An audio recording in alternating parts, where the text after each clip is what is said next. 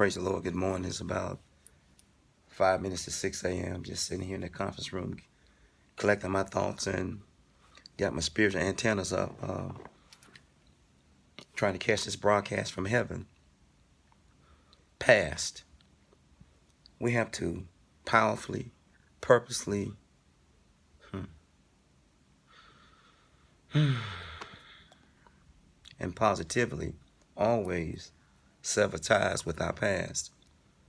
Past way of thinking, past way of doing things, past way of responding, past way of conduct or behavior, past way of overreacting.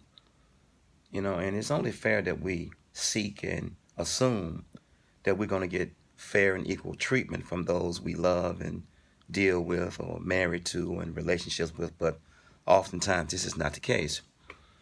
I've always wondered how the drug dealer, the thug, the racist, the ornery, the mean, the nasty, the domestic violence prone man, in a lot of instances, is treated, I guess, maybe out of fear or out of familiarity, or is treated better than the good guy in some instances. And let me finish. When you can mistreat a good person and you've been mistreated, that means you've taken on the behavior characteristics of the one that mistreated you. When you can ignore and be haphazard and throw a person around like an old pair of house shoes, or when you can pacify them, in other words, they become the pacifier. When they can soothe your soul, whereas the person that upset you and hurt you, you be on the phone, conversating or texting or in contact with the one that's hurt you versus the one that you with now that hasn't hurt you, that means that your mind and heart needs to be recalibrated of God. As I leave this alone, we have to powerfully, positively, and purposely always sever ties with the past, whether it be a person, a place, a thing, drugs, alcohol, a wayward mind, a wayward heart, the way we do things, the way we used to conduct ourselves. We have to sever ties with our past. Let your past be the past. I use my past as a rearview mirror to see how far God, our Father, has brought me, to see how far I have distanced myself from my past behavior, to see how far I've distanced myself from my past pain, my unmet needs, and my unresolved issues. But sometimes people leave us damaged for the next marriage or next relationship. And we take the same behavior, the same conduct, the same speech, the same actions or overreactions to our next relationship or next marriage. And we think this is the right thing to do. No, you're not set in your ways. You need to lay aside that weight of sin that so easily besets you. You got to set it to the left, set it to the right. You can't set the weight down in front of you because you don't know how high it is. You don't know how low it is. You don't know how wide it is. You don't know how long it's going to take for you to get over this weight. As I leave this be. But again, some people treat the drug dealer, the racist, the thug, the ornery, the mean, the nasty, the domestic violence prone person better, believe it or not, than that new person or that person that hasn't hurt you or who hasn't hurt you as much. Maybe they hurt your feelings. Maybe they upset you. But we have to look at the person that was with us versus the person we're with now or trying to see. We have to weigh it. No comparison, just weigh it. And a lot of our past weighs on us in the way we think, act, conduct ourselves, respond. And we think this is set. This actually is set in stone, the way we treat people and the way we act, because we've had to be in such a defensive posture for so many years with the person we used to be with. As I leave this alone, but we have to leave the person alone that's from our past, that's caused us pain, that's caused us to be in defensive posture, that's caused us to be a certain way.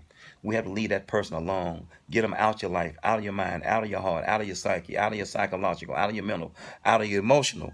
If you don't, every relationship, every marriage you be in, you're going to treat that person like that person treated you. Every relationship, every marriage you be in going forward, you're going to be in a defensive posture because you had to fight that person you was with last just to stomach them, just to be with them, just to stay married to them for years. You had to fight. Everything was indifferent. It was oppositional defiance disorder. Everything you said was opposite. Everything you did was wrong. Every time you said something, as I leave this be, and then we'll take our diagnoses of that person and we apply it to that new man or new woman. We'll say they are bullying. We'll say they trying to tell us what to do. We'll say they mean when we're stuck in the past in our mind and heart because of the person we used to deal with. As I leave this alone, let your past be the past. Don't let your past guide and direct you today. I use my past as a rearview mirror to see how far God has progressed and brought me. I use my past as a rearview mirror to see how far, as a gauge, to see how far I've grown, how far I've ascended, how far I've come, how far I've overcome. As I leave this alone, let your past be the past. We have to powerfully, purposely, and positively always sever ties with the past. If we don't, we have the same oppositional defiance disorder. We have the same defense disorder. We have the same attention deficit disorder. We have the same actions and overreactions. We have the same mouth hardened speech. And it's all because of the person we was with. You have to cut ties with people who've messed you up mentally, emotionally, and psychologically. You can't eat dinner with them, have breakfast with them, and still be in contact with them. When it's over, it's over. But you keep going back to the well. The well is poison. Every time you take a drink from that well, you poison. A lot of people don't understand that.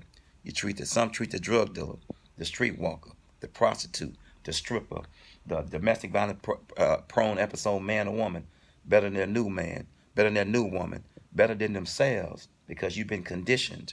You know something that you're familiar with, and you can't let it go. Fear of the unknown has destroyed so many people. Let your past be the past. Let your past be the past.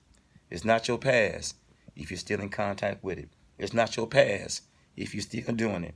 We have to powerfully, purposely, and positively always sever ties. Let your past be the past. Peace.